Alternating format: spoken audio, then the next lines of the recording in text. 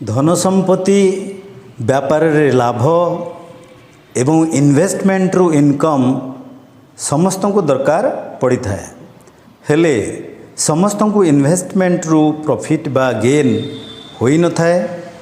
समय समय रे आपण जानी थिबे इन्वेस्टमेंट रु व्यापक क्षति एवं एपरिकी पुंजी मध्य बुड़ी जाई लोक कर्जरे डूबी जाती।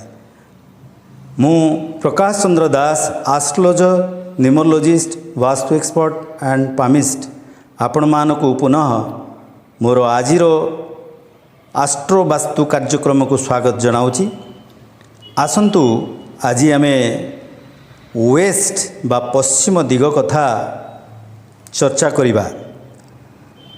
ग्रिड रे आपण माने जो देखुछंती W2 ठारू आरंभ करी N1 पर्यंत जो ग्रिड गुड़िक देखुछंती ताहा स्पेस एलिमेंट जहार रंग सफेद बा धला व्हाइट कलर। आमे साधारणतः घरर ब्रह्मस्थान को एवं घरर ऊपर भाग को स्पेस एलिमेंट बोली बुझी थाओ। वास्तव रे ताहा नुहे। घरर मिडिल पॉइंट ठारू आरंभ करी west south west west west north west एवं नॉर्थ वेस्ट को आमे स्पेस कही थाऊ। यह ही सत्य।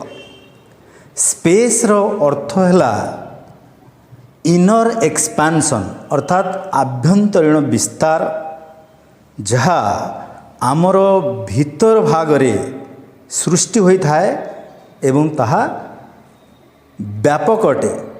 वेस्ट दिगर विशेषत्व हैला gain from investment and profit from business.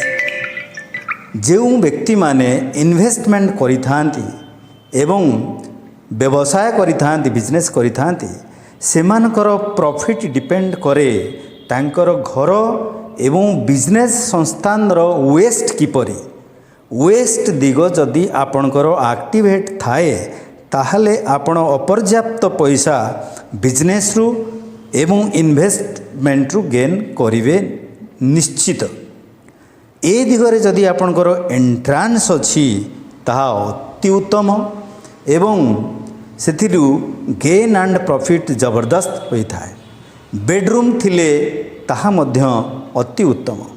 A दिगरे toilet वर्जनीय एवं जदि आपणकर ए दिगरे टॉयलेट अछि ताहले 3 इंच रु 4 इंच वाला व्हाइट कलर्ड टेप को आपण टॉयलेट रे लगाई दियंतु।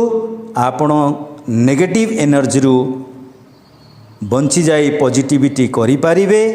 आजिर भिडियोटी को आपण लाइक सब्सक्राइब करंतु एवं गिफ्ट रे स्टार मार्क दियंतु।